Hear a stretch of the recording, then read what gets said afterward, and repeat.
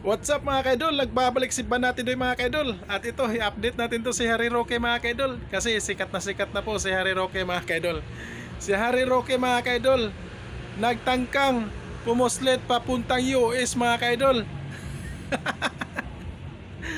Ang problema mga kaidol, naharang po siya sa Japan. So, nahuli po si Harry Roque mga kaidol sa Japan mga kaidol. Ito na nga mga kaidol, pag may sala ka, mananagot ka sa batas. At huwag nyong isipin na patuloy lang kayo na hindi mahanap, dahil po hahanapin talaga kayo sa batas. Akala siguro kasi nila mga kaidol, na pinabayaan lang sila, no? Akala nila pinabayaan lang sila. Ibahin nyo si President Bongbong Marcos. At dahil po kumikilos po yan ng tahimik. Oo. Iniisi-isi nyo lang kasi, no? Iniisi-isi nyo lang si President Bongbong Marcos. Kasi po, tahimik lang po na tao, no? Hindi po sumasagot sa mga issue. Oo. Kung issue man lang na fake news, hindi sinasagot dyan ni President Bongbong Marcos.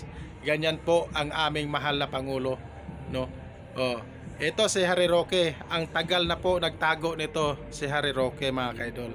So ngayon, akala siguro niya hindi siya mahahanap. Mahahanap at mahahanap ka talaga dahil po hinahanap ka sa batas, no?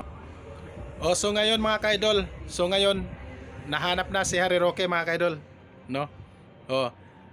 Isa na lang yung dapat kong marinig mga kaidol. Si Maharlika. Oo, si Maharlika ang dapat din hahanapin sa batas. Oo, dahil po sa paninira niya. Oo, ito yung gusto kong marinig.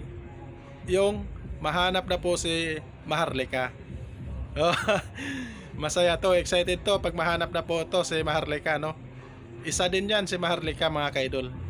Oo. So ito na nga mga kaidol, ipakita ko sa inyo mga kaidol, no? Short video lang po kay Harry Roque mga kaidol. Sa hindi ko pa ipakita yung video mga kaidol, no? Yung picture. Sa hindi pa nakasubscribe sa YouTube channel ko, please subscribe sa my YouTube channel, Banatidoy Risbacker. Pakipollow din yung TikTok ko mga kaidol. Yan, Banatidoy Risbacker din. So ito na nga mga kaidol. Ito, pakita ko sa inyo mga kaidol, si Harry Roque. Ayan po. Hi everyone! Hello Universe! It's me again! Filipinos and OFW. Ayan, Marcos Luis and supporter. Shout out po sa inyong lahat. Nako mga kababayan, mayroon po akong ibalita sa inyo. Alam niyo ba ito si Harry Roque? Nako, mga bes nagtangka siyang lumayas. Papunta sa ibang bansa, kung saan man ito, tingnan nyo. Basahin ko po sa inyo Sabi po ng News 5, nagtangkang magtungo sa Estados Unidos si dating presidential spokesperson Harry Roque. Pero naharang umano siya nang subukang dumaan sa Japan. Agay! Ayon sa Bureau of Immigration.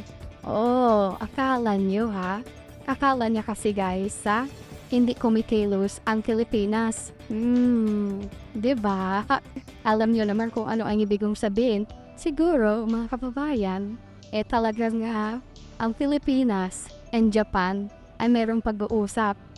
Dahil itong taong ito, kailangan wag palusutin.